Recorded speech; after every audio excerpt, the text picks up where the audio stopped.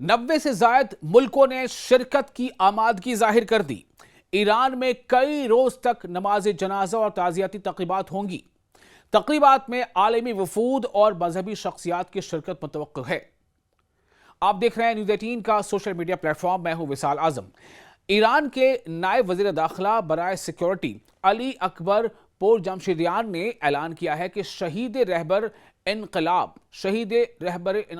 آیت اللہ سید علی خامنئی کی نماز جنازہ اور تدفین کی تقریبات میں شرکت کے لیے دنیا کے 90 سے زیادہ ملکوں نے آمادگی ظاہر کی ہے۔ یعنی 90 سے زیادہ دیش، 90 سے زیادہ کنٹریز اس بات پر آمادہ ہیں کہ وہ جو آخری رسومات جب ادا کی جائیں گی تو اس میں وہ اپنی شرکت جو ہے وہ یقینی کرنا چاہتے ہیں، وہ اس میں حاضر ہوں گے۔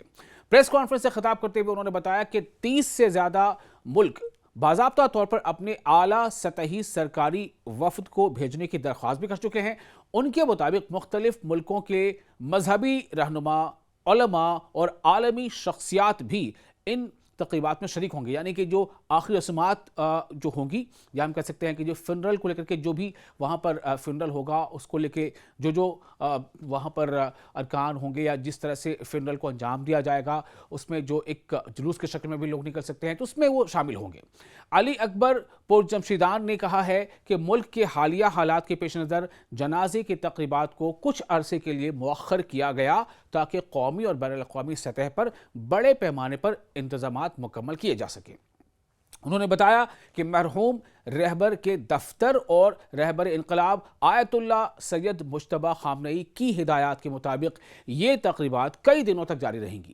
ایرانی حکام کے مطابق تمام انتظامات سپریم نیشنل سیکیورٹی کونسل، رہبر انقلاب کے دفتر اور پہلے نائب صدر محمد رضا عارف کی نگرانی میں قائم مرکزی کمیٹی کے تحت کیے جا رہے ہیں۔ اس مقصد کے لیے سیکیورٹی، ٹرانسپورٹ، بنیادی ڈھانچے، ثقافتی امور، میڈیا، جامعات اور بین الاقوامی تعلقات کے لیے الگ الگ کمیٹیاں بھی تشکیل دی گئی ہیں تاکہ تمام انتظامات کو مؤثر انداز میں مکمل کیا جا سکے۔ حکام کا کہنا ہے کہ الوداعی اور نماز جنازہ کی تقریبات ایران کے شہروں تہران، قم اور مشہد کے علاوہ عراق میں بھی منعقد ہوں گی۔ عوامی شرکت کو آسان بنانے کے لیے مختلف صوبوں میں خصوصی کمیٹیاں قائم کر دی گئی ہیں۔ ایرانی نائب وزیر داخلہ کے مطابق عراق نے بھی وزیر اعظم کے دفتر کی سربراہی میں ایک قومی آرگنائزنگ کمیٹی تشکیل دی ہے۔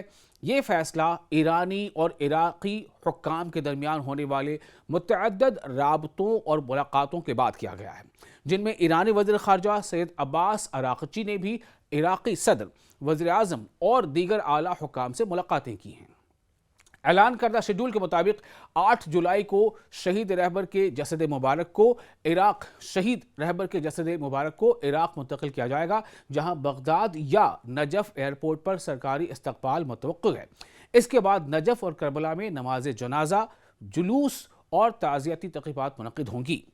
9 جولائی کو مشہد میں نماز جنازہ اور تدفین کی مرکزی تقریب منعقد کی جائے گی، جہاں آیت اللہ سید علی خامنئی اور ان کے اہل خانہ کو روضہ امام رضا کے قریب سپرد خاک کیے جانے کا منصوبہ ہے۔ ایرانی حکام کا کہنا ہے کہ ان تقریبات کا مقصد قومی اتحاد، اسلامی دنیا کے درمیان یکجہتی کو فروغ دینا اور نئے رہبر انقلاب سے تجدید عہد کا اظہار کرنا ہے۔ ان کے مطابق عراق، پاکستان، افغانستان اور دیگر ہمسایہ اسلامی ممالک سمیت مختلف ملکوں کی وسیع شرکت امت مسلمہ کے اتحاد کو مزید مضبوط بنانے کا باعث بنے گی۔ علی اکبر پورجمشیدیان نے بتایا ہے کہ عوام کی زیادہ سے زیادہ شرکت کو یقینی بنانے کے لیے مختلف دنوں میں عام تعطیلات کا اعلان بھی کیا گیا، یعنی کہ چھٹیوں کا۔ 4 اور 5 جولائی کو صبح تہران، 6 جولائی کو پورے ایران میں مرکزی جنازے کے جلوس کے موقع پر، 7 جولائی کو قم، جبکہ 9 جولائی کو صوبہ خراسان رضوی میں عام تعطیل ہوگی۔ آپ کو یہ ویڈیو کیسا لگا؟ اس بارے میں آپ اپنے تاثرات ہمیں شیئر کر سکتے ہیں۔